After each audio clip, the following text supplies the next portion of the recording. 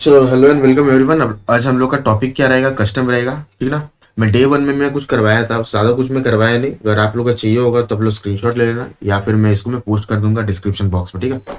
अच्छा, day one का ज़्यादा कुछ नहीं करवाया था, बस इंट्रो। वो इंट्रो में रिवाइज करवा के मैं इसके बाद में समझ में जाऊँगा। कस्टम एक्ट में किस किस के ऊपर एप्लीकेबल है? ओनली फॉर गुड्स के ऊपर एप्लीकेबल है, ठीक है। ये हमारा इंडिया, ये हमारा बांग्लादेश, ठीक। ये हमारा इंडिया, ये हमारा बांग्लादेश। अब या तो इंडिया सामान लेता है तो उसको हम लोग क्या बोलते हैं? इंपोर्ट। अगर इंडिया सामान अगर मान लो बाहर में भेजता है उसको क्या बोलते हैं अपने? एक्सपोर्ट, ठीक है। अच्छा, अब इसका नोट्स क्या है कि custom law is applicable on goods only, सिर्फ गुड्स के ऊपर एप्लीकेबल है, ठीक है। गुड्स के ऊपर एप्लीकेबल है, सर्विस के ऊपर नहीं। तो सर सर्विस के ऊपर अगर एप्लीकेबल नहीं है तो सर्विस वाला जो आएगा, मतलब बाहर से कोई एक सर्विस ले ली अपने, तो वो कौन गवर्न करेगा? वो जीएसटी लॉ गवर्न करता है। अगर सर्विस अगर तुम बाहर से ले रहा है, I mean outside India, abroad से ले रहा है, तो उसको कौन गवर्न करेगा? जीएसटी लॉ गवर्न करेगा। अगर गुड्स अगर है ओनली ओनली फॉर गुड्स, तो कस्टम उसको गवर्न करता है, ठीक। अच्छा, तो यहाँ पे सेकंड पॉइंट में लिखे कि custom law is not applicable on service. तो इंपोर्ट ऑफ सर्विस करो या फिर एक्सपोर्ट ऑफ सर्विस करो, दोनों ही गवर्न किससे होता है? जीएसटी लॉ से ही गवर्न होता है। अब हम बोले कि इंडिया का मतलब क्या होगा? कस्टम लॉ के अनुसार इंडिया का मतलब क्या होगा? इंडिया का मतलब क्या? Includes Indian territorial water up to 12 nautical mile, 12 nautical miles तक वो इंडिया बोला जाता है, ठीक है। सिर्फ वही नहीं, इसके साथ साथ कुछ स्पेसिफिक एरियाज भी होगा, ठीक ना। हमको मालूम है कि आपको क्लियर नहीं हो रही है बात, ये जब डायग्राम दिखाएंगे तो क्लियर होगा। तो स्पेसिफिक कुछ एरियाज है अप टू IEEZ हो, क्या होता है भाई? Indian exclusive economic zone up to 200 nautical mile. तो वो भी हिंदुस्तान के अंडर में ही आता है, ठीक ना। तो इंडिया के अंदर क्या क्या आएगा? एक होता है ITW जो कि 12 नॉटिकल माइल तक है, और एक स्पेसिफाइड एरियाज IEZ, तो 200 नॉटिकल माइल्स तक है। सर ये स्पेसिफाइड एरिया के बगल में ये क्या लिखे है? अभी नहीं समझ में आएगा, डायग्राम देखो तो समझ में आएगा। तो अगर मैं इंडिया का मैं अगर बात बोलूं, तो ये हमारा बाउंड्री लाइन है ना, यहाँ से तो पानी आ रहा है, ये तो बाउंड्री लाइन है, ठीक ना। यहाँ पे सी अपने अपना, तो बोलते हैं कि इस जो रेंज है इसका ना, मैंने आउटलाइन जो है, उस आउटलाइन से उसका 12 नॉटिकल माइल, तो उसको क्या बोलते हैं अपने? ITW। ITW मतलब इंडियन टेरिटोरियल वाटर। अच्छा, ये पॉइंट से अगर मैं और भी मैं जाऊं, माने उसी से जो भी आप काउंटिंग करोगे ना, ये बॉर्डर लाइन से काउंट करना पड़ेगा। अगर इससे अगर मैं काउंटिंग करूं 24 नॉटिकल माइल्स, तो उसको क्या बोलते हैं अपने? ICW मतलब इंडियन कस्टम वाटर। अच्छा, इसी बॉर्डर लाइन से अगर मैं 200 नॉटिकल माइल्स में अगर मैं देखूं, ठीक है, तो जहां तक जा रहा है मैंने इन दोनों को छोड़ के, तो इसको क्या बोलते हैं? IEEZ। तब से ये F1 F2 क्या होता है? पानी में भी फैक्ट्रीज होते हैं, पानी में भी फैक्ट्रीज होते हैं। सर ये तो कभी सुने ही नहीं ऐसा होता है ना। हाँ, होता है। कुछ एक सामान जो मान लो कि कहीं से आ रहा है, यहीं पे बन के ना, यहीं से ही फिर वो दोबारा किसी और कंट्री में चला जाएगा।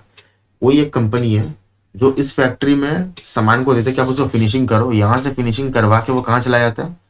वो फिर से किसी और कंट्री में चला जाता है। तो बेहतर नहीं होगा कि यहीं पे ही अपना फैक्ट्री को बैठा ले? सर पानी में फैक्ट्री, हाँ, पानी में फैक्ट्री नहा होता है। ये वो फ्लोटिंग वाला फैक्ट्री है, यहाँ दिखने में लग रहा है इतनी सुंदर, होता बहुत बड़ा। तो जहां जहां पे फैक्ट्रीज ऑलरेडी,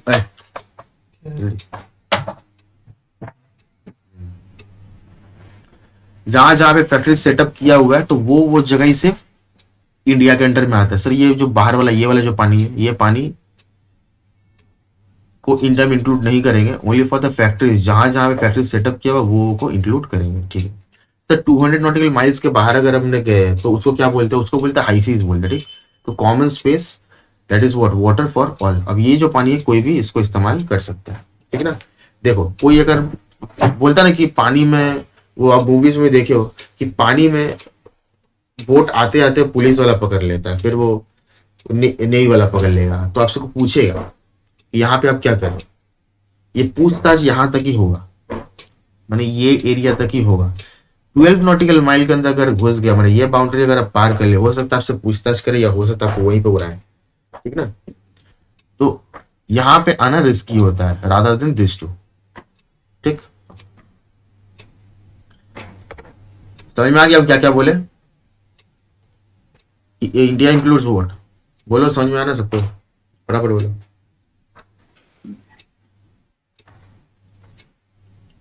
बाकी जन को आवाज नहीं जा रहा है।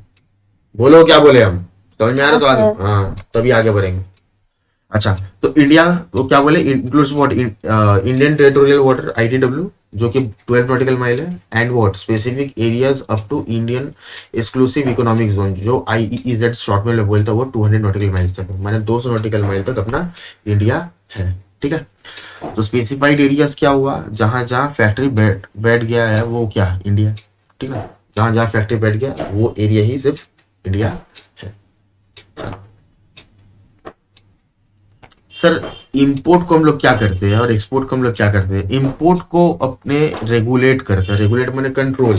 ठीक है, और एक्सपोर्ट को अपना क्या करते हैं, डेवलप करते हैं। जितना चाहो उतना आप एक्सपोर्ट करो, जिससे फॉरेन करेंसी अपने इंडिया में आता है, जितना ज्यादा फॉरेन करेंसी इंडिया में आएगा उतना ही इंडिया का तरक्की होगा। ठीक है, तो सर ये रेगुलेट हम लोग क्यों करते हैं, विदेशी सामान जब आता है इंडिया में, विदेशी सामान जब इंपोर्ट करके इंडिया में आता है, अगर फॉर योर पर्सनल कंजम्पशन है तो बात अलग है, लेकिन अगर मान लो कि आप इंपोर्ट करके फिर आप उसको बेचते हो, तो इंडियन जो भी सामान रहेगा ना, तो उसके ऊपर एक इफेक्ट तो आएगा ही आएगा, 100% उसके ऊपर कोई ना कोई इफेक्ट आएगा ही आएगा। जैसे अगर मान लो कि कोई एक पेंसिल है जो आप घर के नीचे से जाके आप खरीद के आते हो, और मान लो कि कोई एक विदेशी विदेशी तुम्हारा वो पेंसिल है, तो आप किसको प्रेफर करोगे, आपको लगेगा विदेशी सामान सबसे बेस्ट होता है, तो मैं उसी को मैं प्रेफर करूंगा। तो इसका मतलब क्या, डोमेस्टिक जो आइटम है वो तो रह जा रहा है, वो सेल आउट नहीं हो पा रहा है, और इम्पोर्ट जो आपके बाहर से वो सेल आउट हो जा रहा है। तो इंडियन कंपनी क्या, इंडियन मार्केट में क्या दिक्कत होगा कि नहीं होगा, 100% दिक्कत होगा, क्योंकि इंडियन सामान बिक नहीं रहा है। क्यों, क्योंकि ये बाहर विदेशी सामान आके उसका जगह ले लेगा।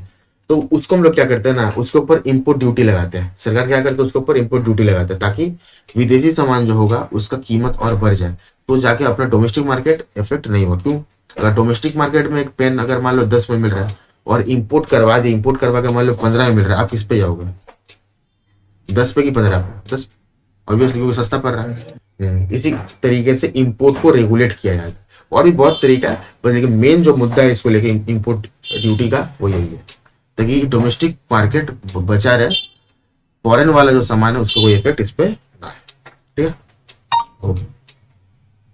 फिर advance ruling authority, ARA short में, ये क्या होता है, मान लो कोई एक कंपनी है जिसका नाम मान लो A लिमिटेड है, और ऑस्ट्रेलिया में कोई BINC है। सर INC क्यों, विदेशी लोग लिमिटेड की जगह INC लिखते हैं, INC वन इनकॉर्पोरेशन में, ठीक है ना।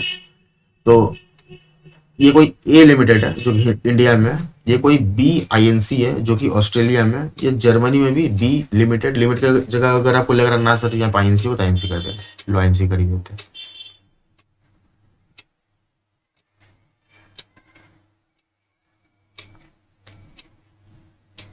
ZINC, ठीक है। तो ये A लिमिटेड क्या की होल्डिंग कंपनी है। सर होल्डिंग कंपनी क्या होता है, जो भी कोई कंपनी किसी और कंपनी में 50% से ज्यादा, 50% से ज्यादा होल्ड करता है तो उसको होल्डिंग कंपनी बोलेंगे, और जिस पे होल्ड करता है उसको अपने क्या बोलते हैं, सब्सिडरी कंपनी। ठीक, तो ये A लिमिटेड इस B लिमिटेड में हो सकता है कि 50% से ज्यादा हो, 60-70 कितने, बट 50 ज्यादा है। तो ये ऑस्ट्रेलिया वाला जो कंपनी BINC क्या बन गया, सब्सिडरी बन गया। किसका सब्सिडरी, A का सब्सिडरी बन गया। तो ये क्या बन गया, होल्डिंग कंपनी। ऐसा कुछ अगर हो तो उन लोग को हम लोग क्या बोलते हैं, एसोसिएट एंटरप्राइज। ए माने एसोसिएट एंटरप्राइज। तो A लिमिटेड और B लिमिटेड क्या हो गया, एसोसिएट एंटरप्राइज। ठीक है, और सेम सामान, बात को समझो, A लिमिटेड को एक सामान बनाता है जो वो BINC में बेचता है जो कि ऑस्ट्रेलिया में लोकेटेड है, और ZINC में बेचता है जो कि जर्मनी में लोकेटेड है। ठीक ना, जब ऑस्ट्रेलिया को बेचता है तो 70 रुपीज में बेचता है, जब मान लो जर्मनी में बेच रहा है तो 100 रुपए में बेच रहा है। सामान तो सर सेम है, तो अलग अलग दाम क्यों है, इसका कहीं तो गड़बड़ तो है ही। ठीक ना, A लिमिटेड अपना जितना सेल को कम दिखाएगा ना, उसका इनकम उतना कम दिखेगा, माने A लिमिटेड का इनकम कम हो जाएगा। जितना कम इनकम होगा उतना कम टैक्स पे करना पड़ेगा। तो ये उसका एसोसिएट कंपनी, तो इसी का मदद लेके वो क्या करता है, अपना टैक्स को भी कम दिखाता है। हो सकता है कि सर 100 रुपए में बेच रहा हूँ, लेकिन पेपर में 70 रुपीज है, 70 रुपया पेपर में है, 30 रुपया वो कच्चे पे आ जाएगा, हवाला ट्रांजेक्शन करते हैं, जो भी करता होगा, किसी भी इलीगल वे से अपना पैसा इंडिया में ले आता होगा। ठीक ना, तो 30 रुपया ये बचाने की कोशिश करा दिखाने के लिए। लेता है 100%, 100 रुपया लेता होगा। अगर नहीं भी अगर ले रहा है सर, अगर ना ले तो ऐसे ही कुछ हुआ होगा। अगर मान लो नहीं भी ले रहा तो सरकार क्या मानेगा? 30 रुपया जो कम यहाँ पे लिए हो आप, जब ऑस्ट्रेलिया में बेचे थे BINC को, जो कि आपका सब्सिडरी है, तो 30 रुपया तो जाहिर सा बात आप उससे लिए ही हो गया, ठीक ना। वो पेपर में शो नहीं कर रहा है, बट लिए तो हो गए, किसी न किसी हिसाब से वो पैसा आपके पास आया ही होगा, ठीक है। तो क्या करता है सरकार कि 70 रुपीज में और 30 रुपीज ऐड कर देता है, और एक लिमिटेड का इनकम कितना दिखाता है? 70 की जगह 100। तो सर ये जो झमेला वाला चीज है ना, इस झमेला से दूर होने के लिए ARA आया, माने एडवांस रूलिंग अथॉरिटी आया। ये पहले से व्यापारी लोग क्या करते हैं, जो लोग बिजनेसमैन होते हैं, जो लोग का काम होता है कि एक्सपोर्ट करना इंपोर्ट करना है, तो वो क्या करते हैं ना, एडवांस रूलिंग अथॉरिटी का हेल्प लेते हैं, ठीक है। वहां पे आपको पहले ही बोल देगा, आप अपने जब पेपर सबमिट करोगे कि सर मेरे को इस तरह काम है, मेरे को करना है, कि ये नहीं है कि करना है। एडवांस मतलब क्या होता है? पहले से। एडवांस रूलिंग अथॉरिटी क्या है? पहले से ही आपको रूल समझ में आएगा, और ये अथॉरिटी मतलब ऑथराइज्ड पर्सन आपको बताएगा। तो बोल देगा कि इस तरह की अगर चीज अगर है तो क्या क्या डॉक्यूमेंट्स आपको सबमिट करना है, क्या क्या आप कर सकते हो, कितना हद तक पैसा क्या करना है, कितना हद तक पैसा, कितना हद तक पैसा, अरे बोल भाई, कितना हद तक पैसा आप शो करोगे, कितना हद तक पैसा आप शो ना करने से भी चलेगा। वो कौन बोल देता है? ट्रांसफर प्राइसिंग ऑफिसर, TPO बोलते हैं उसको। हाँ, नॉर्मली देखना जब भी आप पर AO लिखा रहेगा, AO मैंने क्या होता है? Assessing officer. लेकिन असेसिंग ऑफिसर का उतना ताकत नहीं होता कि इतना बड़ा एक ट्रांजैक्शन को समझ पाए या फिर आपको समझा पाए। तो वहां पे ट्रांसफर प्राइसिंग ऑफिसर जो होता है, TPO बोले शॉर्ट में, वही लोग ये सब काम करता है, ठीक है। तो पहले से आपको मालूम रह जाएगा, तो बाद में फिर से इनकम प्लस कर देगा और उसी के ऊपर टैक्स मांग लेगा आपसे, तो झमेला होगा। इस झमेले से दूर होने के लिए ये काम किया जाता है। अच्छा, ये काम करने का प्रोसेस क्या होता है? एप्लीकेंट कौन होगा? जो रिलेटेड पार्टी है, ये तो रिलेटेड पार्टी हुआ ना, ये A लिमिटेड और ये अपना BINC। तो A लिमिटेड और BINC दोनों मिले क्या बन जाता है? रिलेटेड पार्टी, ठीक ना। तो अप्लीकेंट कौन होगा? Related party. उसको जानना है कि सर क्या करने से अपने दुविधा में नहीं पड़ेंगे। तो अब यहाँ पे एप्लीकेंट क्या हो गया? Related party. या फिर person desire to take registration. मान लो किसी, वो रिलेटेड पार्टी है नहीं, लेकिन पहले से उसको जानकारी उसको लेने का मन है, तो क्या करेगा वो? तो person desire to take registration, कोई भी आदमी जिसको डिजायर है कि भैया रजिस्ट्रेशन ले लेंगे, तो अपने भी इन फ्यूचर झमेला में ना फंसे। सबको कस्टम एक्ट आता नहीं है कि सब पढ़ कर बैठे हुए हैं, समझे। तो जो पढ़ के नहीं बैठे वो असिस्टेंट लेंगे भाई, उन लोग का हेल्प लेंगे, TRA से मालूम चल जाता है, ठीक है। तो ये लोग एप्लीकेंट है जो एप्लीकेशन भरते हैं, ठीक है ना। अच्छा, एप्लीकेशन नंबर क्या होगा? GST ARA 01। इस फॉर्म में उसको क्या भरना पड़ेगा? एप्लीकेशन। किसको? ARA को। ARA कौन? स्टेट या फिर UT का मतलब क्या होता है? यूनियन टेरिटरी वाला अथॉरिटी। तो स्टेट अथॉरिटी या फिर यूनियन टेरिटरी अथॉरिटी इसको क्रिएट करता है। सब फ्री में सर, एप्लीकेशन डालेंगे तो फ्री में वो समझा देगा? नहीं भाई, फीस लगता है 5000 रुपीज। अच्छा, क्या क्या मैटर पे आपको सहायता करेगा? या तो मैटर ऑफ लॉ होगा या तो मैटर ऑफ फैक्ट होगा। अगर आपको लॉ पढ़ के समझ में नहीं आ रहा है कि मेरा कितना कस्टम ड्यूटी हो सकता है, तो वो आपको बोल देगा।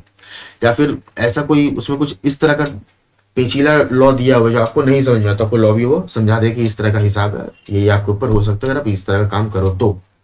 या फिर मैटर ऑफ फैक्ट, ये लॉ का बात नहीं बोल रहा है, ये फैक्ट का बात बोल रहा है, घटना का बात बोल रहा है, इवेंट का बात बोल रहा है। इस तरह ऐसा कोई अगर इवेंट हो तो क्या होगा, तो भी ARA आपको हेल्प करेंगे। ये दो मैटर पे ARA आपको हेल्प करता है, ठीक है। ये पिछला दिन का यहीं तक हम करवाए थे। अब आते आज का, वो डे 1 था, ये आज डे 2 है, ठीक है। सर कस्टम ड्यूटी में सोशल वेलफेयर सरचार्ज कितना परसेंट लगता है? 10% ऑफ कस्टम ड्यूटी ओनली। क्या बोले? 10% of custom duty only. Sir ये सब कब हुआ था? 2 फेब 2018 के बाद से ये सब चालू हो गया था। उसके बाद से 2 फेब ऑफ 2018 से ये चालू हुआ था, ठीक है ना।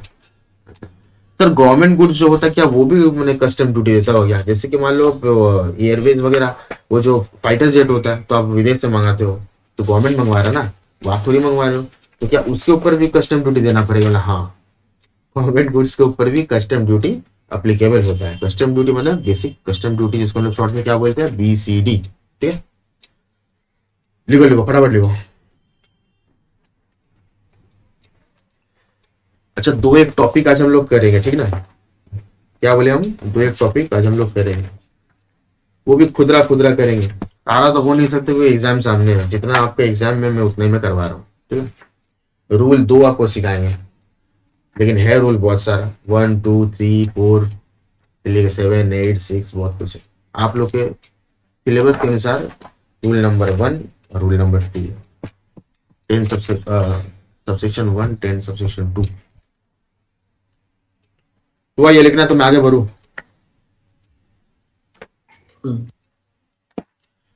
चलो नेक्स्ट हैशटैग दो, लिखो हैशटैग नंबर 8। एक सेकेंड, उधर बानी।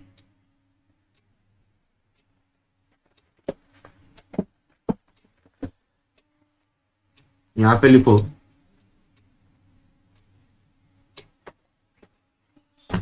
Concept of FOB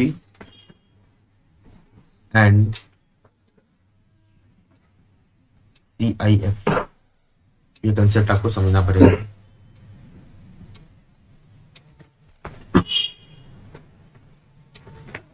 sir exam के लिए जरूरी है क्या? ना, हाँ रे बाबा, एग्जाम के लिए जरूरी है। यही नहीं समझ में आया तो फिर समझ बनाया कैसे?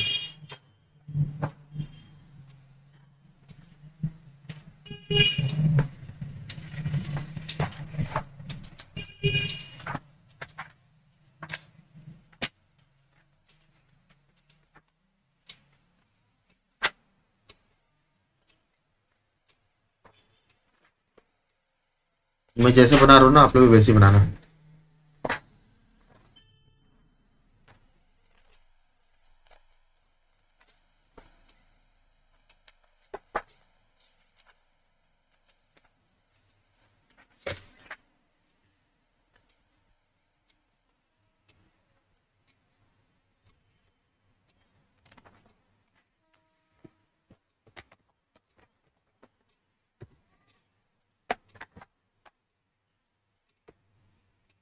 ये आपका बना जापान,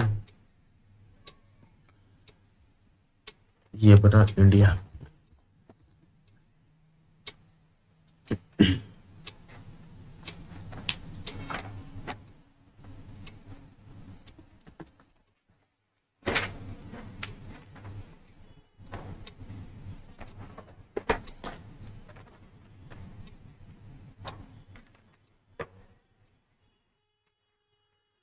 वाह,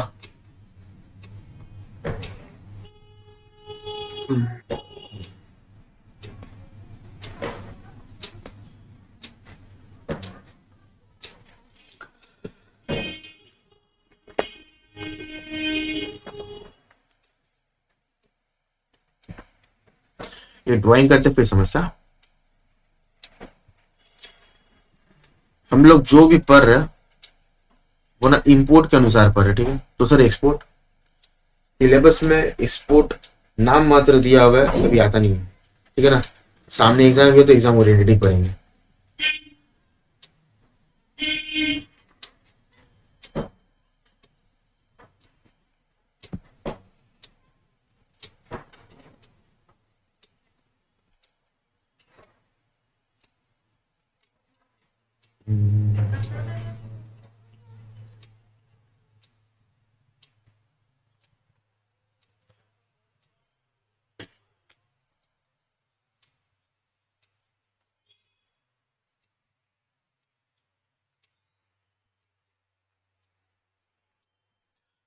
आप जापान से कोई सामान लेके आ रहे हो इंडिया में, ठीक है ना?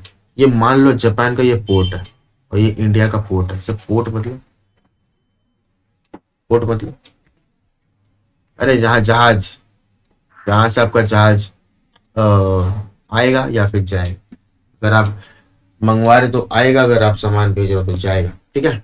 उसको अपने पोर्ट बोलते हैं। क्या समझे? हम्म।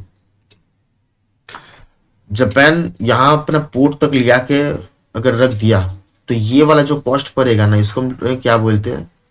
FOB बोलते हैं। क्या बोलते हैं? FOB बोलते हैं। FOB। अपना जगह में अगर मान लो कि वो अपना पोर्ट में ले आकर आपको दे दिया, पर यहाँ से लेके जाना आपका जिम्मेदारी है। तो अगर यहाँ तक ले आके दिया तो क्या बोलते हैं उसको अपने, फ्री ऑन बोर्ड, ठीक है ना। अच्छा, ये हवा से उड़ के आया क्या ये सामान, हवा से उड़ के तो आएगा नहीं। तो अपने को यहाँ पे क्या लगने वाला है, इंश्योरेंस लगने वाला है, फ्रेट लगने वाला है। आई मीन पहले बोलेंगे फ्रेट फिर इंश्योरेंस, यही बोलते इसलिए पहले इंश्योरेंस बोले। यहाँ पे आपको फिर फ्रेट लगेगा, जहाज से आप लेके आओगे इंडिया में, ठीक है ना। तो एक अपना फ्रेट लगा, और दूसरा क्या, सामान मान लो बहुत ज्यादा कॉस्टली है, और अगर सामान को चोट पहुंच गया तो आप हो गए खत्म। तो आपको क्या करना पड़ेगा, इंश्योरेंस करवा कर करना पड़ेगा। हाँ, तो यहाँ पे फ्रेट और इंश्योरेंस भी लग जाता है इस पोर्शन में, ठीक है ना।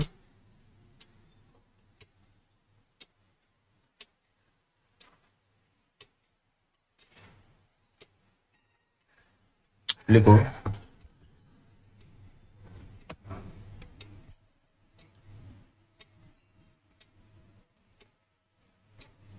Insurance and freight.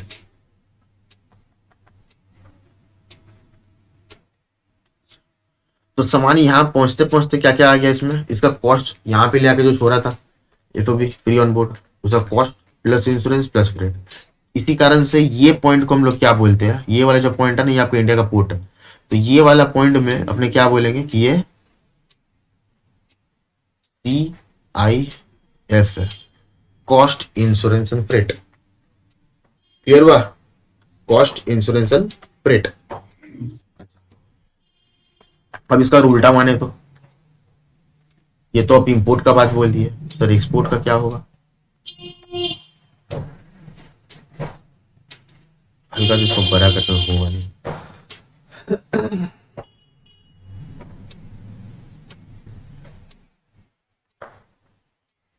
मेरे साथ साथ आप लोग बनाते रहो।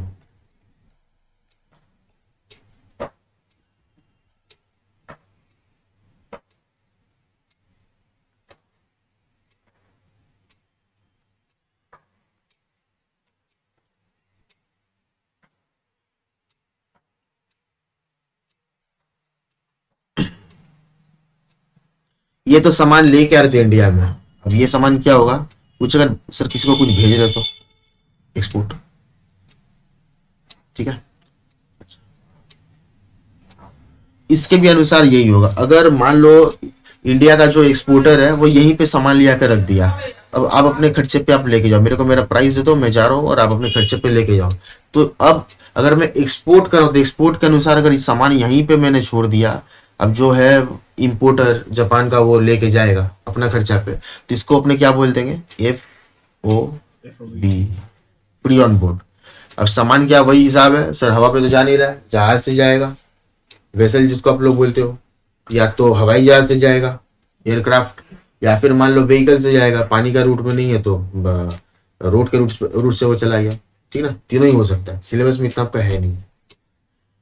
तो ये भी कुछ खर्चा वगैरह करके ले गया होगा, तो यहाँ पे भी कुछ ना कुछ कॉस्ट तो यहीं पे लगा है। इंश्योरेंस ऑफ फ्रेट यहाँ पे भी लगेगा, मान लो कोई कॉस्टली सामान है तो इंश्योरेंस ऑफ फ्रेट यहाँ पे भी लगेगा। तो सामान जब तक यहाँ पे आया ना इस पॉइंट पे, तो यहाँ पे कॉस्ट तो लगा ही है, इंश्योरेंस फ्रेट में लिखूंगा, तो इसको अपने क्या बोल देंगे, CIF। मैंने दोनों तरफ से मैंने समझा दिया, ठीक है।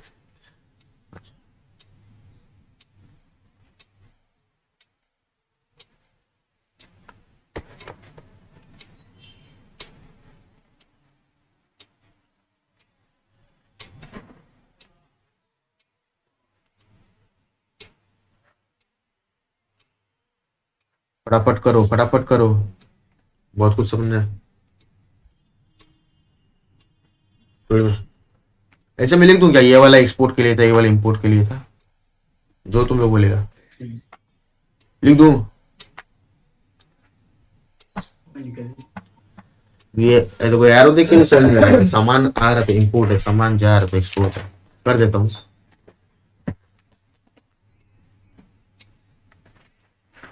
ये अपना लड़की लोग का फेवरेट कलर पिंक, पता नहीं क्या है बट है, ठीक है। तो ये वाला जो था इसको अपने बोलेंगे इंपोर्ट,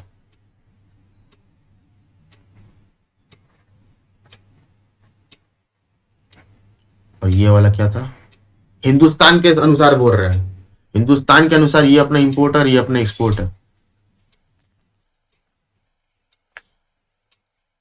हुआ।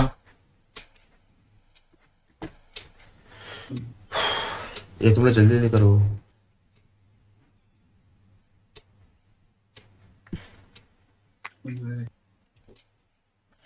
देखो कस्टम ड्यूटी का कैलकुलेशन कैसे क्या होगा, ठीक है ना। कस्टम ड्यूटी का कैलकुलेशन कैसे करेंगे, 9 होगा ना।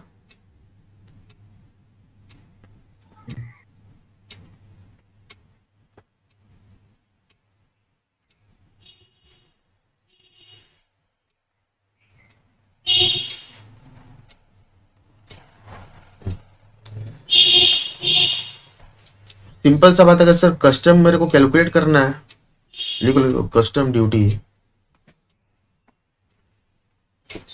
मेरे को अगर कैलकुलेट करना है तो कैसे करें। जो भी उसका वैल्यू होगा, सामान का जो भी वैल्यू है, उस वैल्यू के ऊपर क्या एक रेट लगाना पड़ेगा, कस्टम ड्यूटी का रेट। तो जाके कस्टम ड्यूटी निकलेगा, है ना। जितना सामान आपने मंगवाया और उस सामान के ऊपर कोई जो एक रेट होगा, वो क्या होगा मैं बोल दूंगा। कोई भी जो रेट होगा वो अप्लाई करें तो क्या निकल के आएगा अपने, कस्टम ड्यूटी। इतना आसान अगर होता तो आज बैठ के कस्टम ड्यूटी नहीं पढ़ रहे होते, ठीक ना। अब यही चीज आपको सीखना है कि सर वैल्यू क्या होगा, वैल्यू यही आपको सीखना पड़ेगा।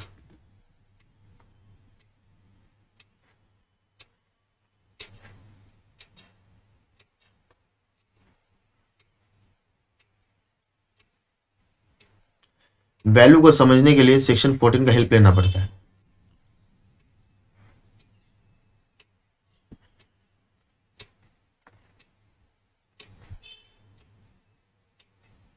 अच्छा मैं सिर्फ यहाँ लिख दे रहा हूँ, आपके एग्जाम ओरिएंटेड नहीं है, जो एग्जाम ओरिएंटेड होगा मैं बोल दूंगा। और ये सीएमए का इंटर वाला लोग, तुम लोग को तो सभी कुछ लिखना है भाई, इतनी सुन से होगा नहीं। बीकॉम के लिए इतना ही जितना हम करवा रहे हैं।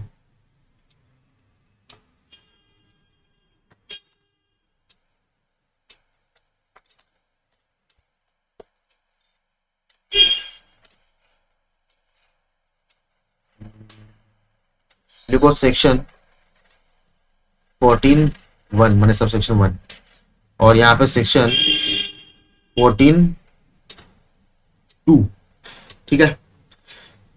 सर हम लोग के सिलेबस में क्या है, सिर्फ बीकॉम वाला का बात बोल रहे, अपने सिलेबस में कौन सा है, 2 है कि 1 है, 1 है, 2 नहीं है, ठीक है। तो अपने 1 सीखेंगे पहले, या फिर सिर्फ 1 सीखेंगे, फालतू का लोड ही मत लो। जानना होगा तो फिर से बोलें, दोबारा मैं कोई वीडियो बना के दे दूंगा। यहाँ पे अपने जो फाइंड आउट करते हैं उसका नाम क्या है,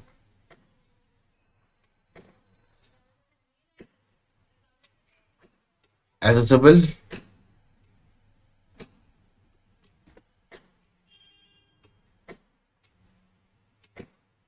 वैल्यू, इसको शॉर्ट में अपने क्या बोलेंगे, एवी, ठीक है। लिख रहा है।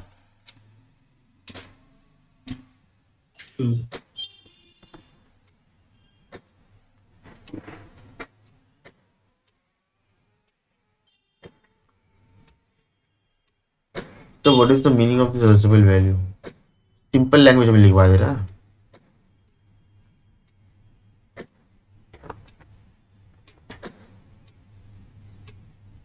अमाउंट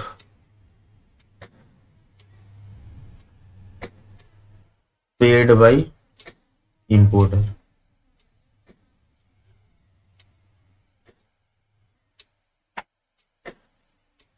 ठीक है। अमाउंट पेड बाय इंपोर्टर, इसको और भी अलग नाम से अगर आप बोलोगे तो क्या लिखोगे, ट्रांजैक्शन का वैल्यू, ठीक ना, जितना आप पेमेंट किए हो।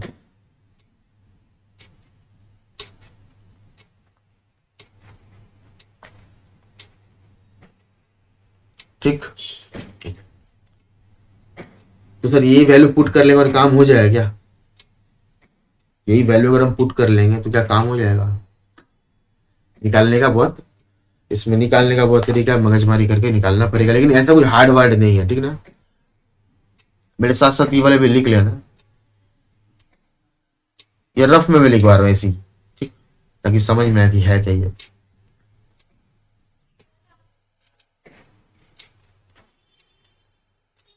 We take the help of rule 10, rule 10, ठीक है। सेक्शन 14 में क्या बोला कि अपने को एसएल वैल्यू निकालना है। अच्छा, एसएल वैल्यू का मतलब जितना से ट्रांजेक्शन हुआ सर, क्या हुआ उतना ही, कि और भी कुछ करना रहता है, एडजस्टमेंट करना रहता है, ठीक है। तो एडजस्टमेंट किसका मतलब प्ले करता है अपने, रूल नंबर 10 का। अब 10(1), 10(2), 10(3), बहुत बहुत लंबा लिस्ट है, ठीक ना। लेकिन आपके एग्जाम के अनुसार दो ही काम आएगा आपका, 10(1), 10(2), ठीक।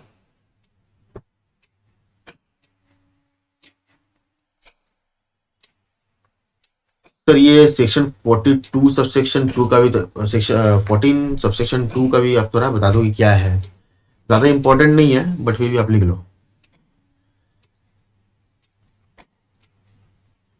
मैं प्लेन लैंग्वेज में लिखवा रहा हूँ, लेमन लैंग्वेज में।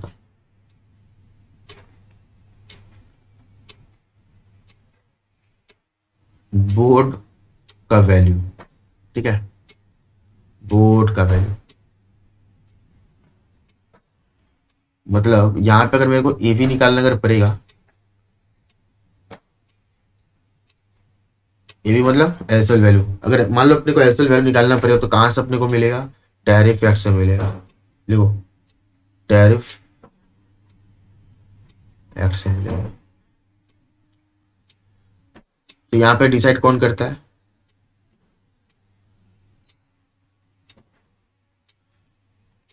डिसाइडेड बाई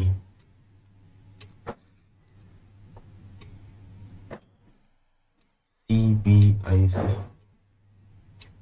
तो सीबीआईसी का फुल फॉर्म थोड़ा बता दो। Central board of interest tax, taxes and custom. मैं लिख दूं कि याद रहेगा, जो बोलेगा वही पढ़ा और बोलो। लिख दे। ठीक है, लिखो सीबीआईसी फुल फॉर्म। खाना खिला दूं? আমার তো দরকার নেই, কেউ আসলে তাকে খাইয়ে দেবে। यार तुम ही को खिलाएगा मैं, तुम ही तो बोल रहा है लिख के, तो हिंट करके तो, ठीक है। ঠিক আছে, ছেড়ে দিন। लिख लिख लिख। Central board of interact tax,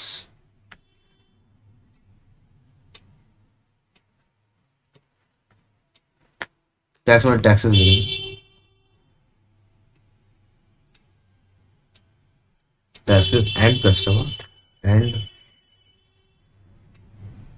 custom.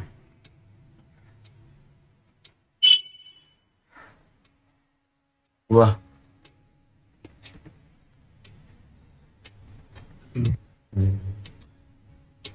सी, ये वाला CBI,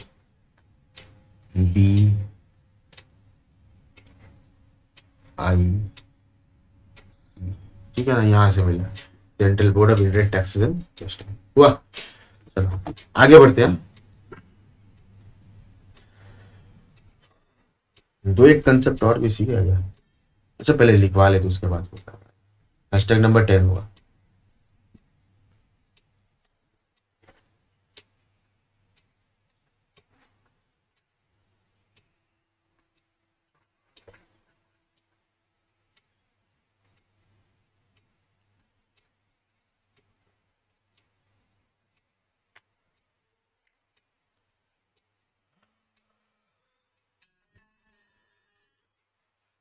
एक सेकंड,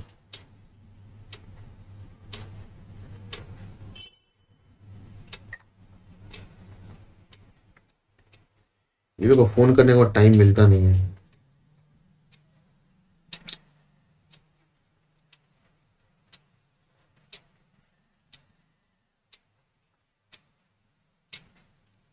एक मिनट, अब तब तक ये वाला लिखो।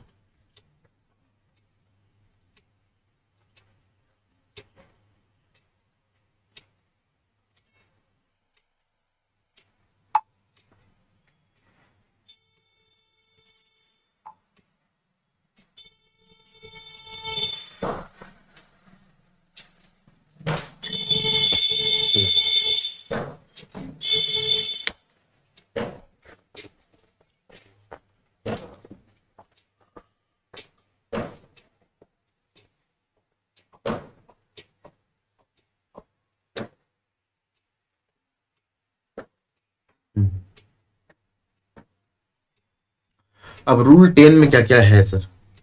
पूरा रूल 10 तो मिलेगा नहीं, ठीक ना, पूरा रूल 10 करवाने जाएंगे तो ये 5 क्लास और लग जाए।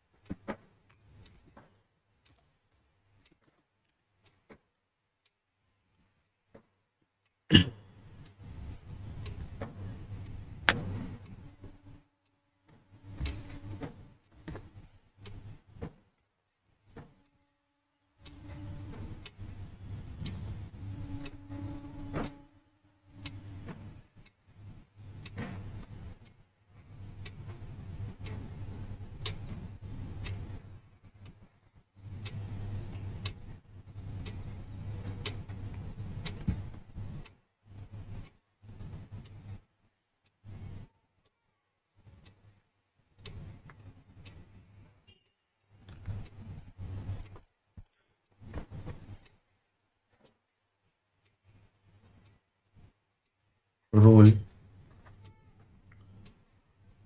10(1) और यहाँ क्या होगा, रूल 10(2).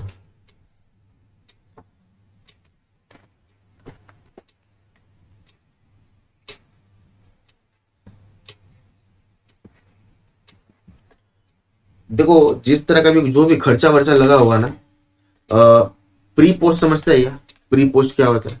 जब आप सामान जहां से मंगवा रहे हो, तो जहाँ मैं वो सामान जब तक वो बोर्ड में लोड वगैरह कुछ कर रहा है, वहां तक का जो भी खर्चा उसको क्या बोलते हैं अपने, प्री प्री इम्पोर्टेशन बोलते हैं, इम्पोर्टेशन कॉस्ट। और जब सामान आ गया हिंदुस्तान तक, जहाँ पे मैंने क्या आपको लाइक जो भी इम्पोर्ट करवा रहा होगा, तो उसके बाद जो कहानी चालू होता है वो क्या बन जाता है, पोस्ट। प्री और पोस्ट में फर्क है, बस इतनी सुन से क्लियर नहीं होगा। यहाँ पे क्या क्या आएगा पहले देख लो, उसके बाद मैं वो लिखवा दूंगा, प्री पोस्ट का हिसाब किताब मैं बोल दूंगा।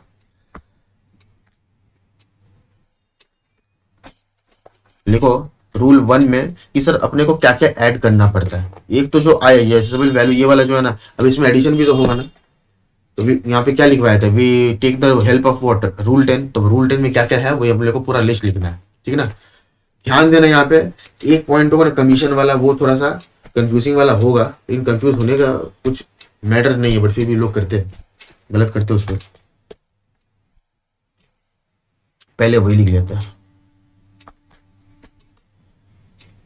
नंबर 1 लिखो, कमीशन। कमीशन लेकिन किसको छोड़ के, excluding, excluding buying commission, excluding buying commission.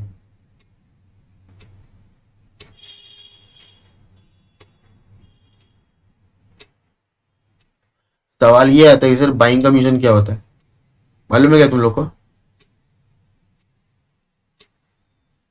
हाँ कमीशन सुन ले। देख भाई, मेरे को भी तो पता नहीं ना, अब लिखते लिखते मेरे को याद आ रहा है।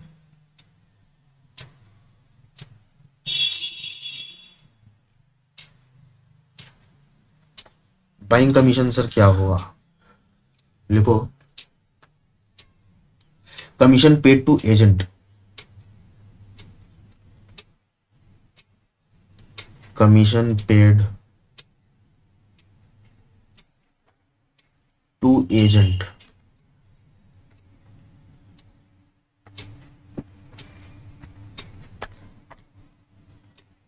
टू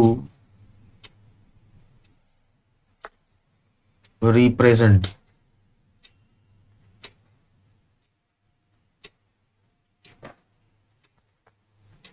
क्या बोले, commission paid to agent to represent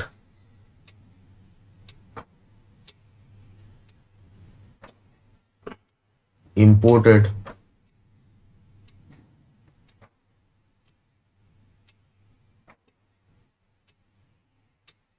goods, goods in country of export, in country of export. आप बोलो सर कंफ्यूजिंग, कुछ कंफ्यूजिंग नहीं है। देखो बाइंग कमीशन क्या होगा, बोलते हैं कि commission paid to agent to represent imported goods in the country of export. ठीक ना, कि जो भी कंट्री ऑफ एक्सपोर्ट है वहां पे मेरा कोई मान लो कोई एजेंट वगैरह है, ठीक ना, जो कि सामान, अरे भाई अगर मान लो मैं कोई सामान भेज रहा हूँ, मेरे को ऑस्ट्रेलिया में बेचना है, तो मैं ऑस्ट्रेलिया का जो एजेंट है हमारा उसको मैं सामान भेजूंगा ना, तो वो इंपोर्ट कर रहा है, यहाँ पे मैं इंपोर्ट नहीं कर रहा हूँ, वहां पे वो इंपोर्ट कर रहा है, ठीक ना। तो बोलते commission paid to agent to represent imported goods, वो इंपोर्ट किया in the country of export. मैं एक्सपोर्ट कहाँ पे कर रहा हूँ, ऑस्ट्रेलिया में, लेकिन वो जो एजेंट है वो मेरे से क्या कर रहा है, वो इंपोर्ट ही तो कर रहा है। मैं एक्सपोर्ट कर रहा हूँ मतलब वो इंपोर्ट कर रहा है। सामान मैं भेज रहा हूँ तो सामान वो ले रहा है, मैं भेज रहा हूँ तो एक्सपोर्ट, वो ले रहा है तो इंपोर्ट। ठीक है, तो बाइंग कमीशन अगर कुछ होगा तो उसको अपने वैल्यूएशन में ऐड नहीं करते, ठीक ना, इसलिए क्या बोले कमीशन ऐड करेंगे लेकिन बाइंग कमीशन को छोड़ के। ओके, लिखना हुआ ना तुम लोग का। Number 2, packing charges.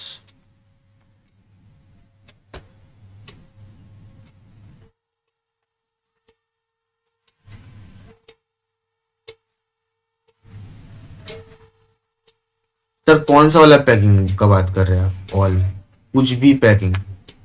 अगर मान लो सामान को नॉर्मली से पैक वैक किया तो उसको ले आने के लिए सर जो और भी जो पैक वैक किया है क्या वो उसका भी मतलब, हाँ, इसलिए क्या बोले पैकिंग का जो चार्जेस होगा, सारा पैकिंग का चार्ज, ऑल पैकिंग चार्जेस जो भी लगा हुआ आपका वो उसमें ऐड करना पड़ेगा। किस पे ऐड करना पड़ेगा, जो सामान आप मंगवाए उसका दाम पे उसको ऐड करना पड़ेगा। ठीक है, अच्छा नेक्स्ट, और सब क्या ऐड होता है इस पे, कंटेनर चार्जेस।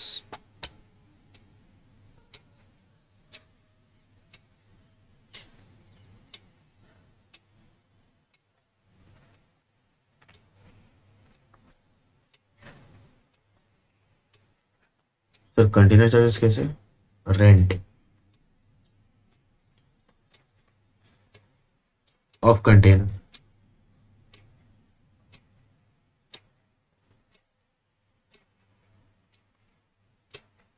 ठीक है, कंटेनर मतलब समझ में आता है ना, वो डब्बा जो बराबर जो दिखता नहीं है क्या, वेसल से आ रहा है तो उसका भाड़ा देना पड़ता है। तो तुम क्या कंटेनर खरीद लिया क्या, घर द्वार बिक जाएगा तो आपको भाड़ा पे लेना पड़ेगा, तो उसका भाड़ा आपको देना पड़ेगा।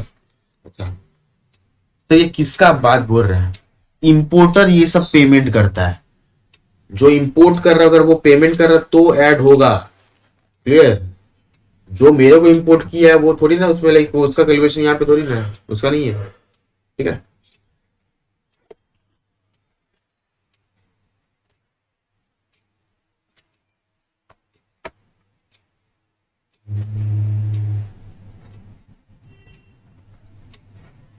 है तो बहुत सारा, कितना आप लोग को लिखवा है,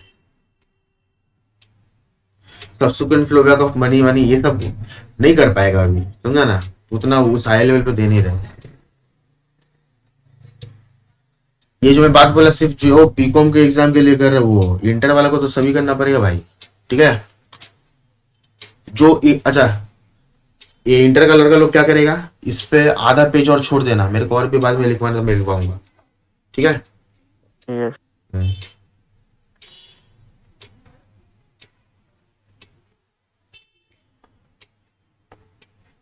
शॉर्ट में एक चीज में लिखवा रहा हूँ, रुको, एक ही सब काम हो जाएगा, फिर मुझको एक्सप्लेन करूंगा, फिर 10-2 में आते हैं। ठीक है,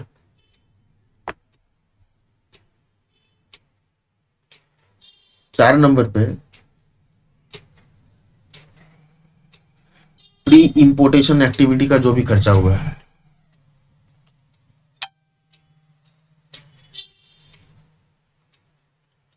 pre importation activity,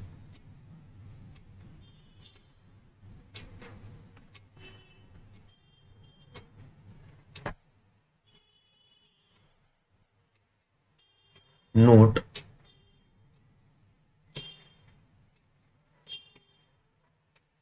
post importation activity, post importation activity will not be included, ठीक है ना, विल नॉट बी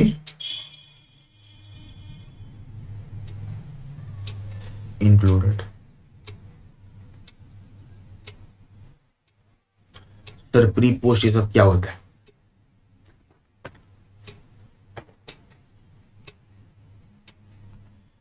एग्जाम्पल,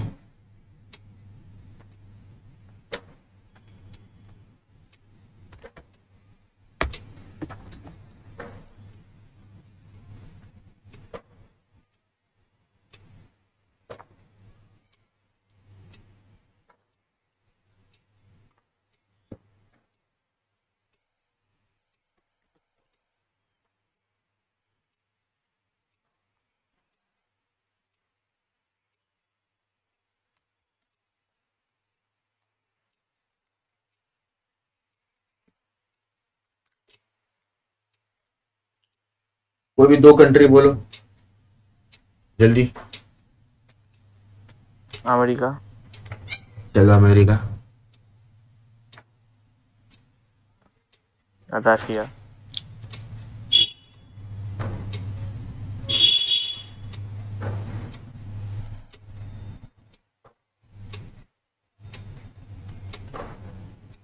ये अमेरिका, रशिया लिख दूं क्या? है लिखो। इंपोर्ट ड्यूटी किसका नहीं कर रहा हूँ? বাট हिंदुस्तान का। ইন্ডিয়ান না তো ইন্ডিয়া লিখে দিই। वही तो पूछ रहे हो। না আপনি বলেন যে কোনো দুটো বললেন हाँ, এর तो জন্য আমি बुद्धि বলছি। लगाओ, तुम कैसे इंटर का तब पढ़ाई कर रहा है, इतना আরে बुद्धि স্যার তো नहीं है। বললেন যে কোনো দুটো। हम बोले ना, हम तो बहुत कुछ बोलते हैं। मेरा बात छोड़ो।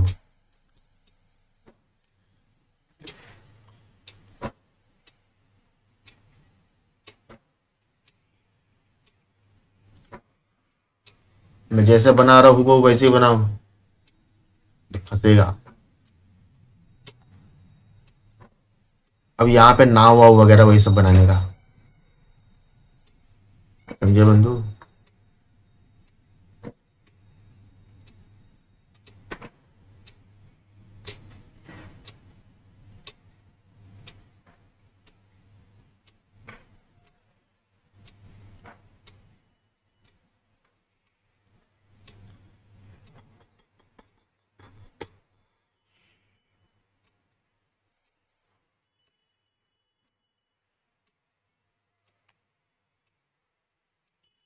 ये क्या है ये? दिया जल। हाँ, क्या है ये? दिया जल। दिया नहीं जल रहा बाबू, तुम्हारा भविष्य का यहाँ पे ये है ना, ये जहाज चल रहा है, भविष्य का जहाज। तुम्हारा भविष्य कहाँ तक जाने वाला है, ठीक है? क्या समझा? ये- হ্যাঁ। तुम्हारा भविष्य का जहाज, देखो कितना दूर तक जाता है।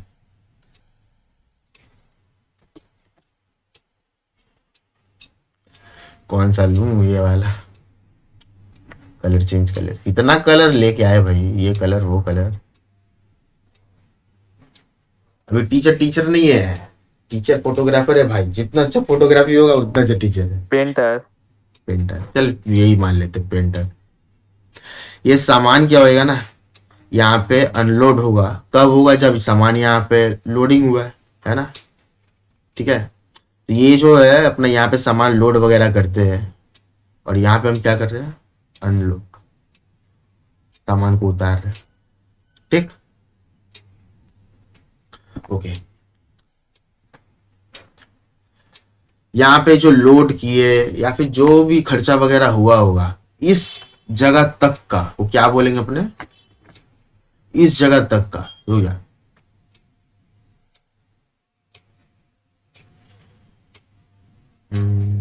ये लेते हैं,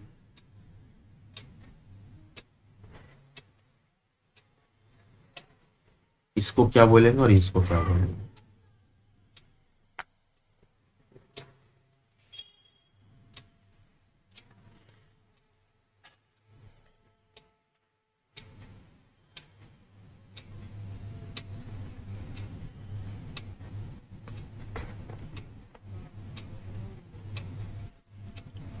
इसी को हम लोग बोलते हैं प्री इंपोर्टेशन। क्या बोलते हैं? Pre importation activity. कुछ बोल रहा क्या? ना लिखो लिखो लिखो, मैसेज बनाते रहो, बस समय नहीं मिलेगा फिर। प्री इंपोर्टेशन एक्टिविटी, और इसको हम लोग क्या बोलते हैं? पोस्ट इंपोर्टेशन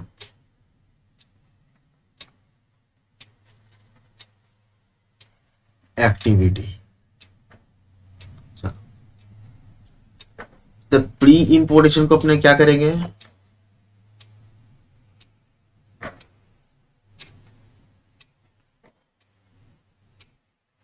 अगर इस तरह का अगर कुछ खर्चा होता है तो हम लोग करते add, add to value, add to value of import. और अगर इस तरह खर्च अगर हुआ, पोस्ट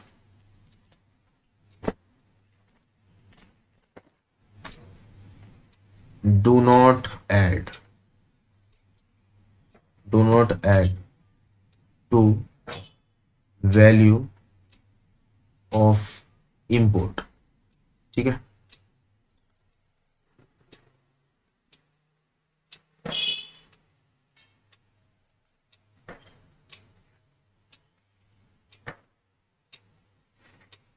अगर प्री इंपोर्टेशन एक्टिविटी अगर हुआ यहां तक का, तो उसको अपने ऐड करेंगे। और अगर मान लो कि तुम्हारा पोस्ट अगर हो गया तो ऐड नहीं करेंगे। ठीक है। अच्छा, यहाँ पे हम बोल रहे हैं ना 10(1) में इतना सा रूल नहीं है, और 4 रूल नहीं है, बहुत सारा रूल है, बहुत चीज है, मतलब कंटेंट बहुत है। लेकिन तुम लोग के एग्जाम पर्पस में 4 से काम बन जाएगा। समझा? हम्म। ठीक है, बना लिया? बनाओ बनाओ बनाओ। पाना चाहिए। स्पीड बनाओ। मैं 30 सेकंड्स का ब्रेक लूँ क्या एक बार? अब तो बनाओ इसको। ठीक है। मैं सिर्फ अपना ये वाला कैमरा ऑफ कर रहा हूँ, स्क्रीन पूरा देखिए।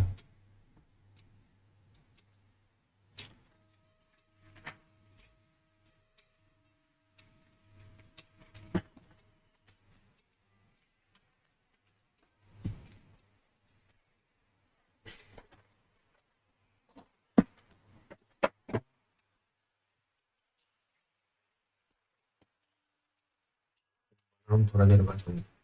ठीक है?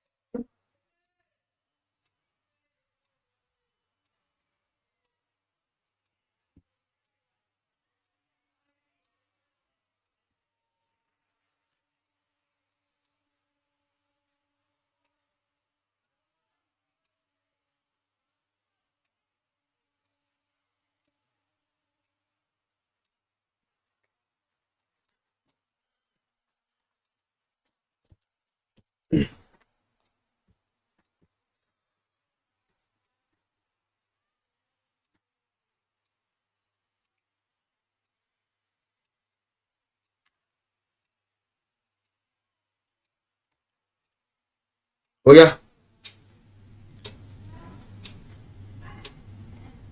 हाँ।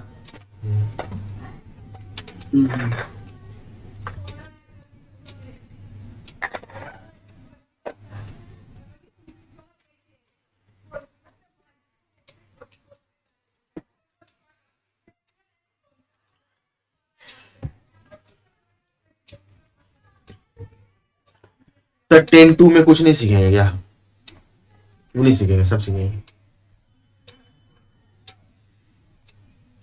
10-2 में आप जो सीखते हो ना वो फ्रेट एंड इंश्योरेंस है, ठीक है?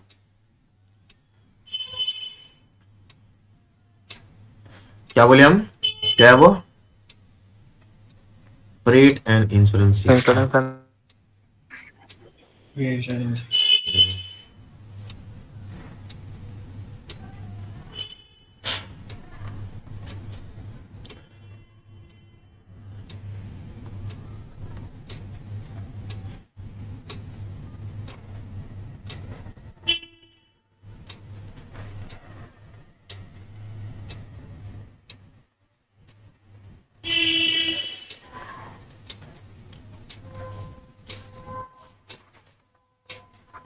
लिख दो फ्रेट एंड इंश्योरेंस।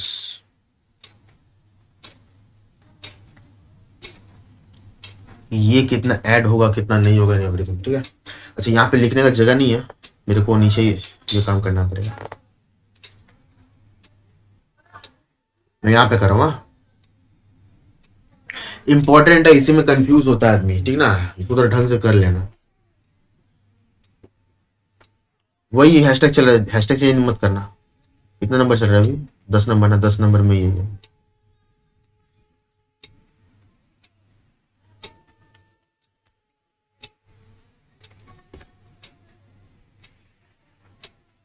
पहले हम लोग क्या बात कर लेंगे? फ्रेट का। इंश्योरेंस तो उससे भी इजी है, पहले फ्रेट का बात कर लेते।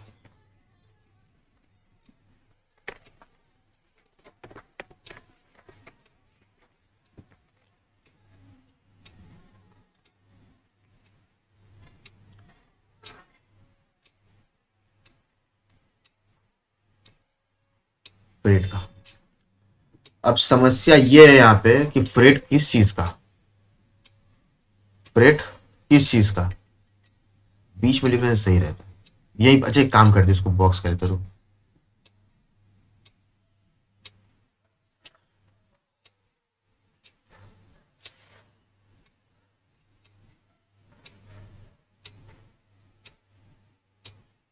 दोबारा यहाँ पे लिख लेते हो मैं।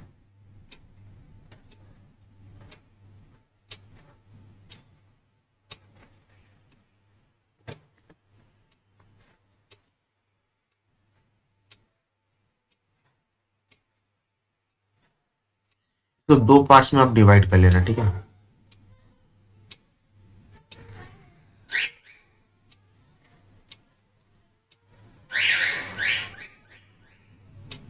ये वाला कलर स्क्रीन में दिख रहा है ना?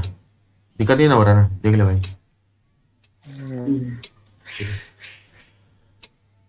फ्रेट यहाँ पे ना दो हम लोग पैकेज बनाएंगे, ठीक है?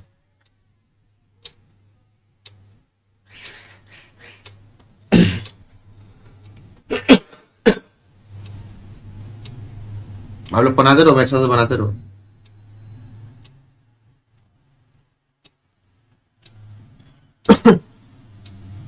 वेसल्स और व्हीकल एक ही कैटेगरी में आता है।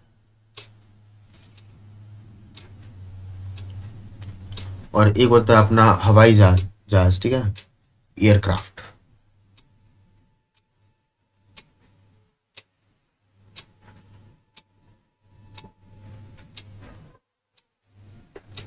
सर हिसाब से अगर देखा जाए, हाँ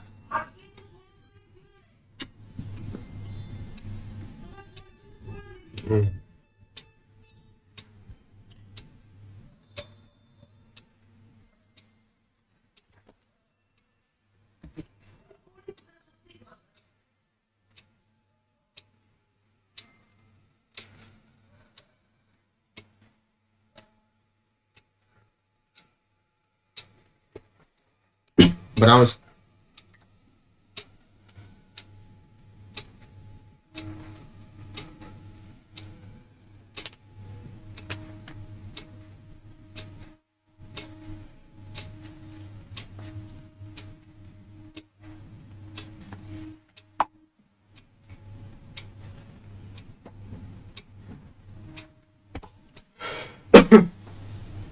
हो गया सर। आप इसको दो ब्लॉक्स में क्यों डिवाइड किए?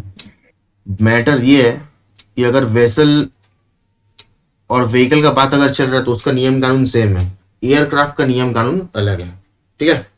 अच्छा, अब इसका क्या क्या होगा लिखते हैं।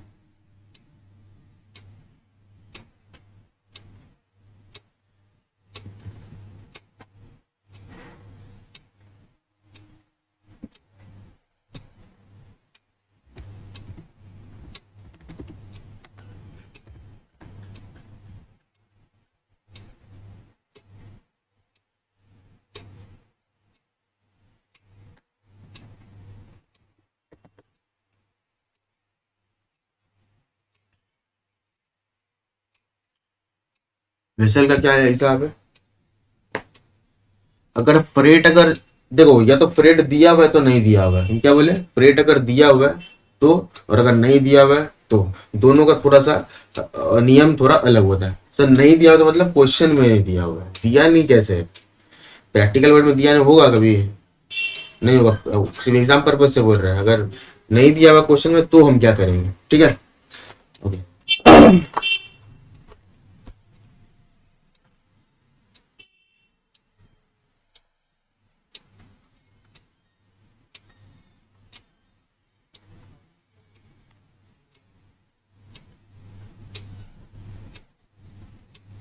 एक्चुअल फ्रेट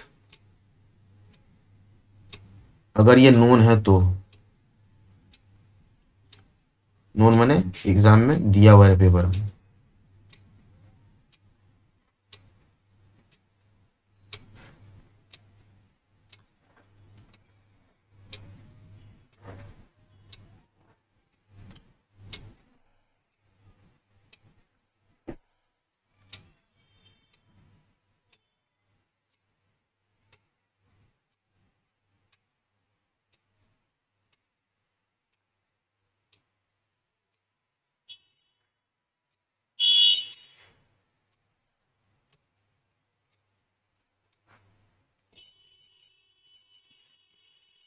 और अगर नहीं दिया हुआ तो क्या, 20% ऑफ वॉट, एफओबी।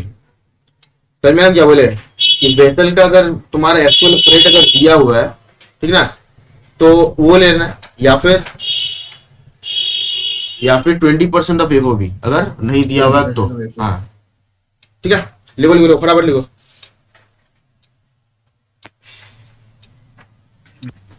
हुआ सबका हुआ। इसमें अगर हम बोले कि हाँ सर, जी। मैं चल लिख रही जल्दी जल्दी, मैं इसे में इंक्लूड कर दूं क्या,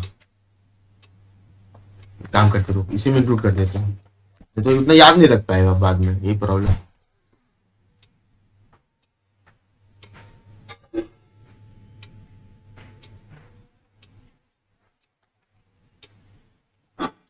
वेसल एंड व्हीकल,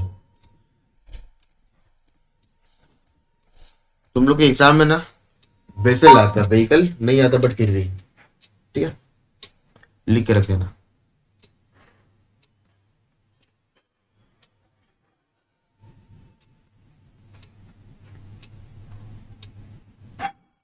हो गया, थोड़ा जल्दी हाथ भाई चलाओ, जल्दी जल्दी हाथ चलाओ।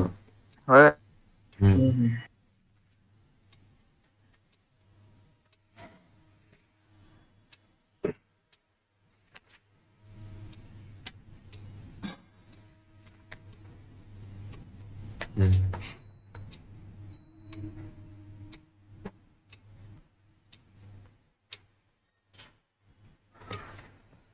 एयरक्राफ्ट,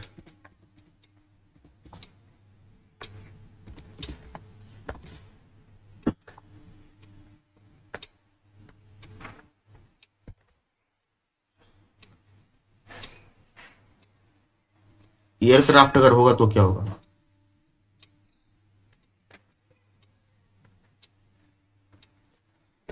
अगर दिया हुआ है तो एक्चुअल लेंगे,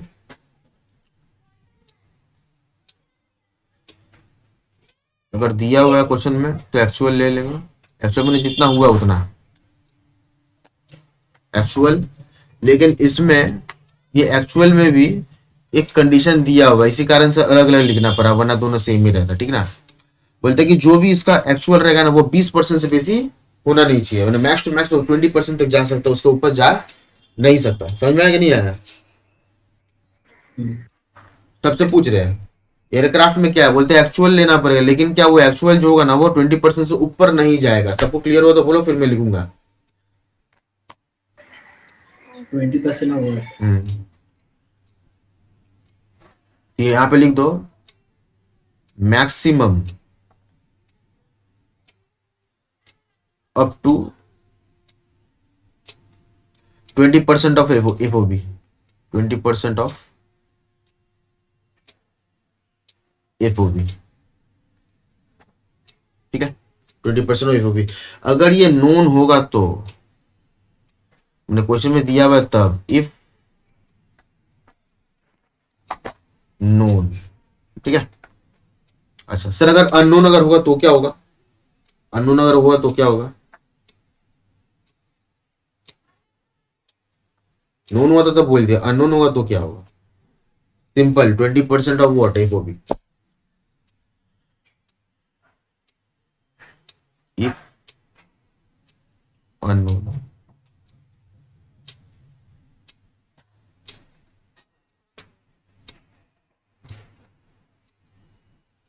twenty percent of FOB. FOB क्या होता है? फ्री ऑन बोर्ड होता है, ठीक है।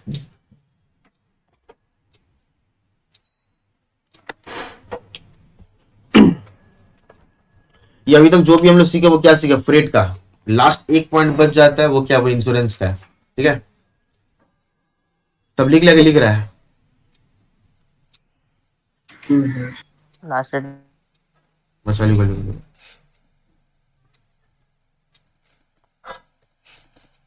होगा। इंश्योरेंस होगा तो क्या करेंगे?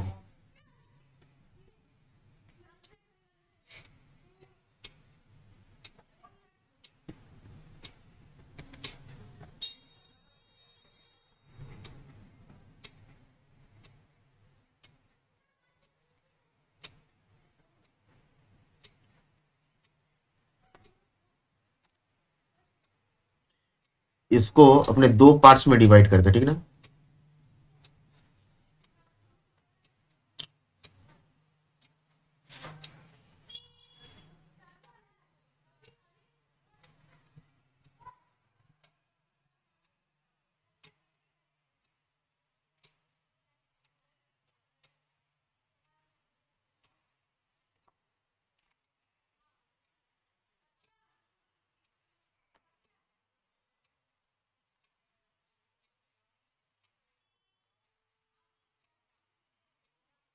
अगर नोन है, इफ नोन है, ऐसे लिख दो। इफ नोन तो क्या होगा? इफ अननोन है तो क्या होगा?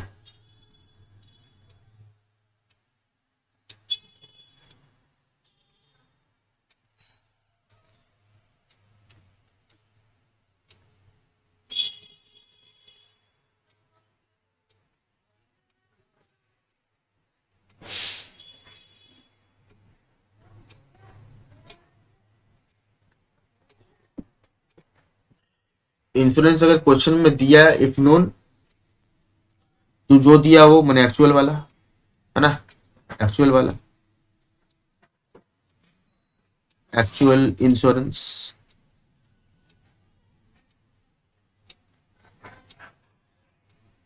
अगर नहीं दिया हुआ है तो सर क्या करना है? अगर नहीं दिया हुआ तो 1.125%, क्या हम बोले? 1.125% ऑफ एफओबी, ठीक है। अगर दिया हुआ है तो जो दिया हुआ वही लेना है, अगर नहीं दिया हुआ तो 1.125% ऑफ एफओबी, क्लियर। चलो, तुम लोग का नियम कानून लिखाने का झमेला मेरा खत्म हुआ, ठीक है। अब एक दो सम करेंगे, उसके बाद फिर क्या, क्लास खत्म।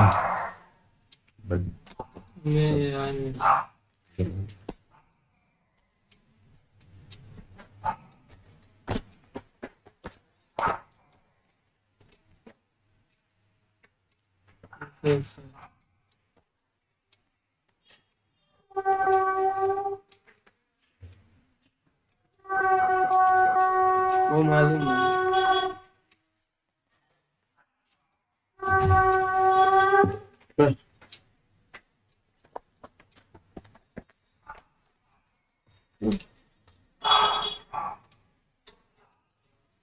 पूरा जीवन बिता देगा लिखते लिखते कि हो गया लिखना?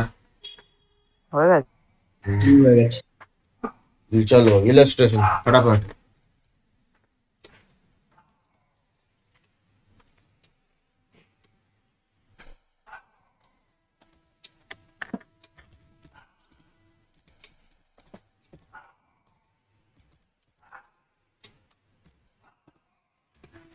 इलस्ट्रेशन 1।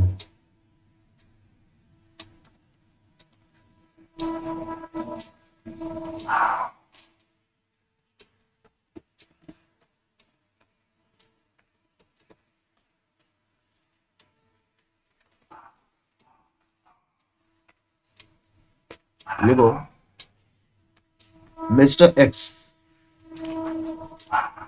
मिस्टर एक्स फटाफट हाँ। मिस्टर एक्स इंपोर्टेड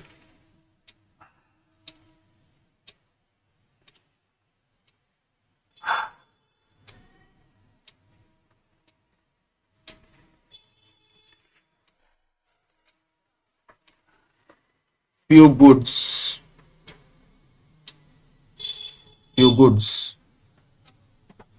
वो कितना है? 1000 यूनिट्स। क्या हम बोले? 1000 units at the rate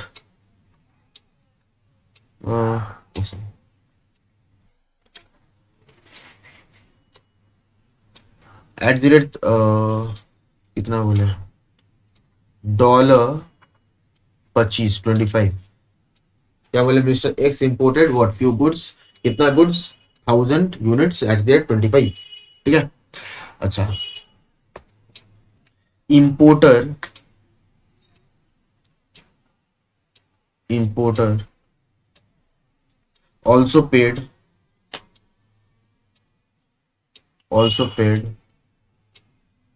importer also for packing। Importer also paid for packing at the rate $2 per unit। ठीक है, $2 per unit। Next, commission at the rate $1 per unit।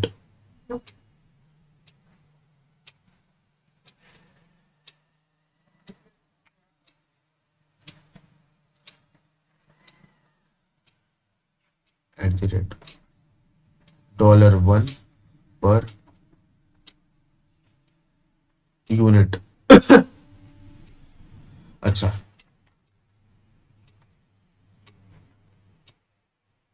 Buying commission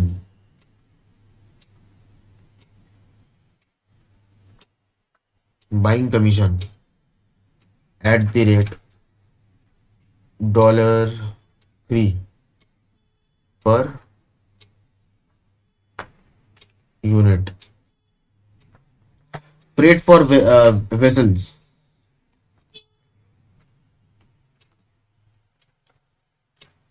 freight for vessels at the rate $8 per unit।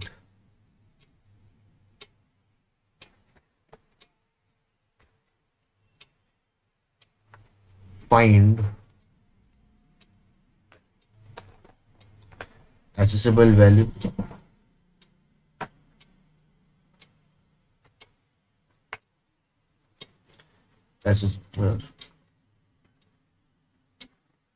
accessible value, इसको हम लोग बोलते हैं short में AV।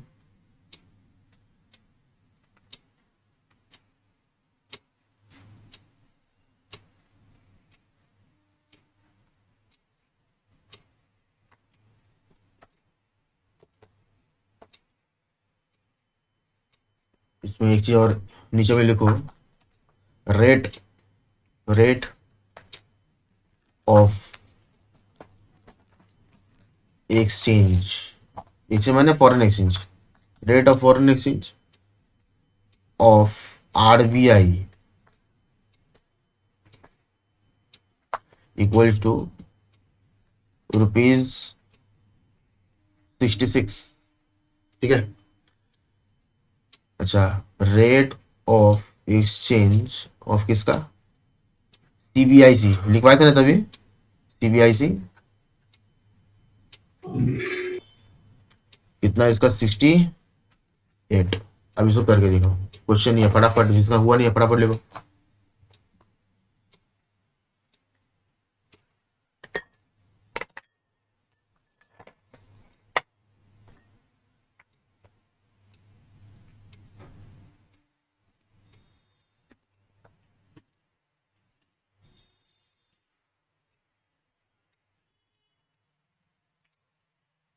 जल्दी जल्दी जल्दी जल्दी, बैठना नहीं है।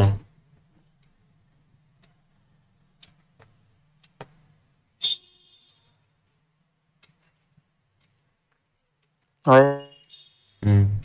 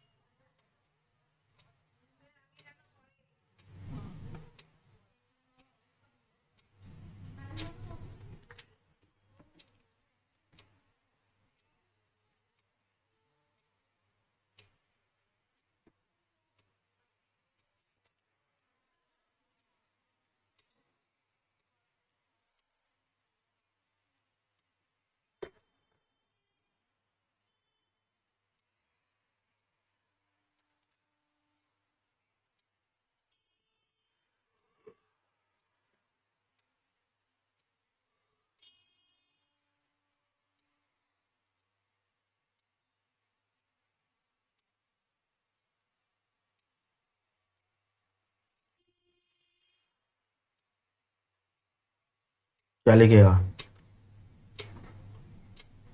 कंप्यूटेशन किस किस चीज का, एलिजिबल वैल्यू का।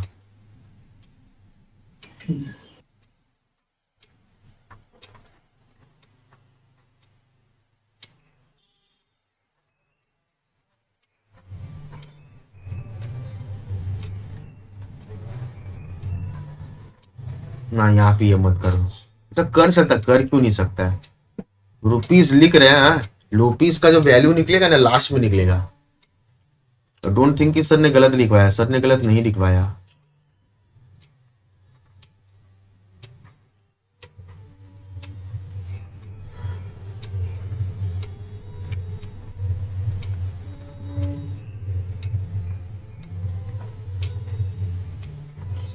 चलो प्राइस कितना है, फटाफट बोलो क्वेश्चन देख के, प्राइस कितना था, 1000 यूनिट्स, 25, $25। $25 करके, तो क्या हो जाएगा यहाँ पे,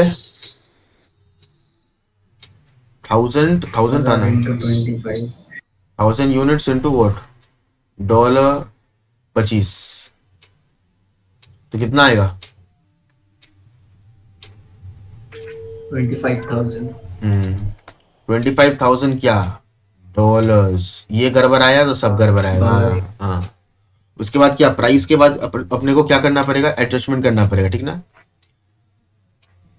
ऐड, ढंग से सीखना, यही वाला आएगा एग्जाम में।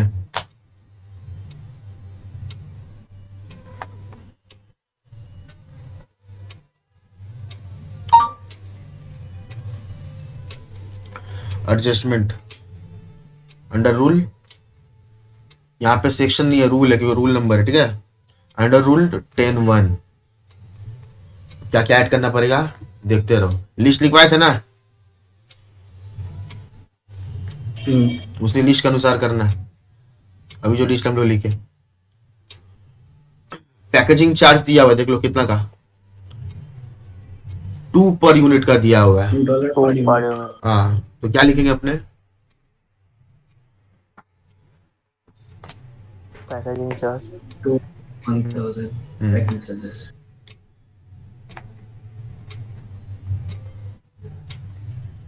Packaging charges 1000 units.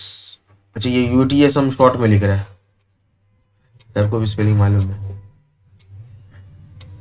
अच्छा, कितना आएगा? 2000 two thousand what dollar. Dollars, हाँ। डॉलर अच्छा, डॉलर। पैकेजिंग के बाद क्या क्या है? कमीशन है ना? हम्म। कमीशन कौन सा देख लो, कितना करे कमीशन है। 2 रकम कमीशन दिया हुआ रहेगा, 1 रुपया देखना। $1 पर डे।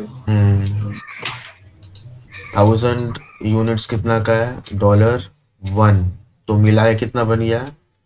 $1000, ठीक है। अच्छा, और क्या दिया हुआ है? बाइंग कमीशन दिया हुआ है तो बाइंग कमीशन कितना दिया हुआ है? और हाँ जी, $3 पर यूनिट। $3 पर यूनिट, तो कितना लिखेंगे हमने? तो आज हुआ ना। हाँ, नील होगा, नील। बाइंग कमीशन ऐड नहीं होता, ठीक है। अच्छा,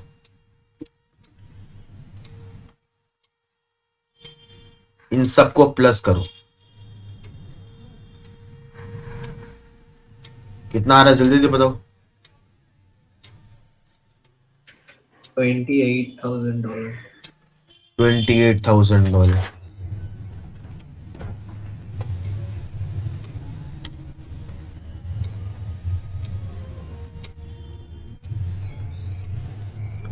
डॉलर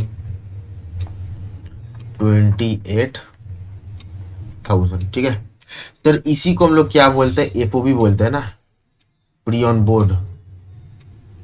इसी को हम लोग क्या बोलते हैं? Free on board. तभी समझाते हैं ना, फ्री ऑन बोर्ड क्या होता है कि आप अपना खर्चा से उसको लेके आए, तो वहां तक का जो खर्चा है वो है अपना एफओबी, ठीक ना। अच्छा, फिर यहाँ पे ऐड एडजस्टमेंट, कौन सा कलर चेंज कर लेता हूँ?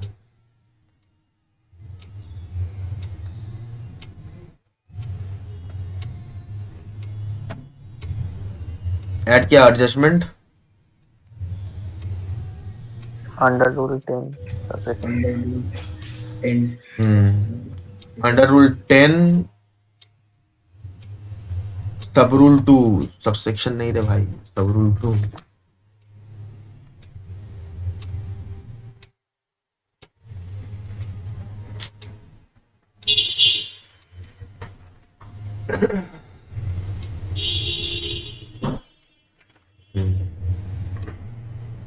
इसमें क्या क्या होगा बताओ?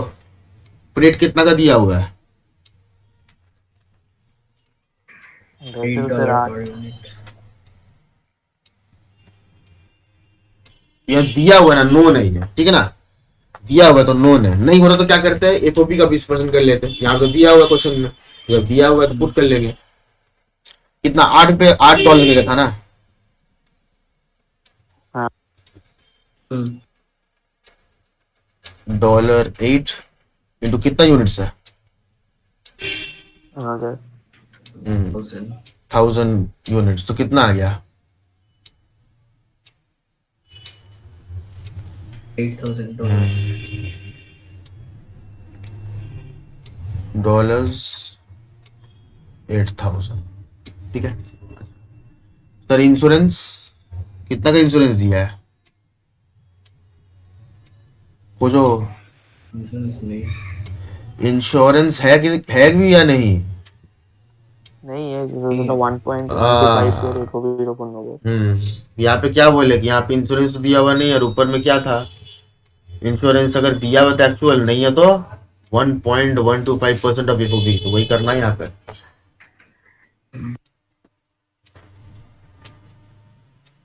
1.125% ऑफ एफओबी कितना? $28,000।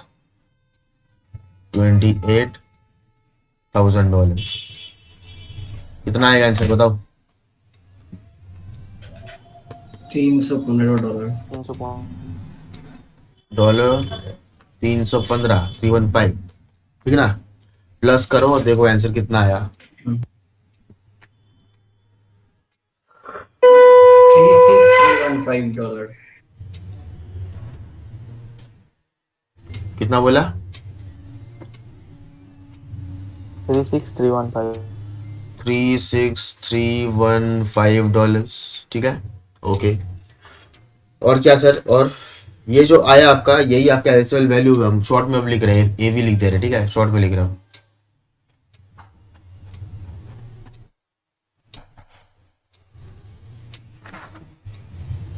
एवी इन डॉलर्स, अपने को किस में चाहिए? एवी इन रुपीज में ना। एवी इन रुपीज कितना आएगा? ये जो है $36315 इंटू कितना है देख लो। कौन सा लेना है सर? आरबीआई वाला रेट लेंगे कि सीबीआईसी वाला रेट लेंगे, बताओ। सीबीआईसी। सीबीआईसी वाला। हमेशा सीबीआईसी वाला रेट लेगा। तो 68 दिया हुआ उस पर, रुपीज 68 कितना आया करके देखो। 2469420। हम ये कलर से लिखते हैं। ये आ गया अपना रुपीज और ये अपना आंसर है। क्या क्या बोले फिर से बोलिए? 2469 2469 420। 420 इज द करेक्ट आंसर, ठीक है। एग्जाम में अब आएगा तो कर लेगा ना। हाँ। यहाँ पे आपका वैल्यूएशन का ये पोर्शन खत्म हुआ। अब छोटा मोटा दिया हुआ रहेगा, ठीक है ना। यहाँ पे एफओबी निकालना पड़ा, कुछ कुछ क्वेश्चन ऐसा भी है ये एफओबी निकालना नहीं पर दिया हुआ रहेगा, ये भी हो सकता है, ठीक है ना। चलो आज हम लोग यहीं तक करें, ठीक है ना। ये डे 1 और डे 2 दोनों का यहाँ पे पूरा कंटेंट दिया हुआ है, ठीक। ये आपका तुम लोग कहाँ से मिलेगा? जो लोग ऑनलाइन वाला लोग है, कहाँ से मिलेगा? डिस्क्रिप्शन बॉक्स में उसका ना हम दे देंगे पीडीएफ, आप वहां से कर लेना, ठीक ना। और जितना है ऐसा भी नहीं कि टाइम नहीं दिया था आपको, बस डे 1 वाला था ना, अगर मान लो कि आप कर नहीं पाए हो तो आपको मिल जाएगा पीडीएफ से, ठीक है। यहाँ यहीं तक रखे।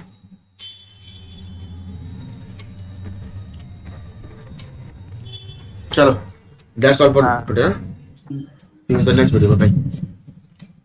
কালকে কখন আছে?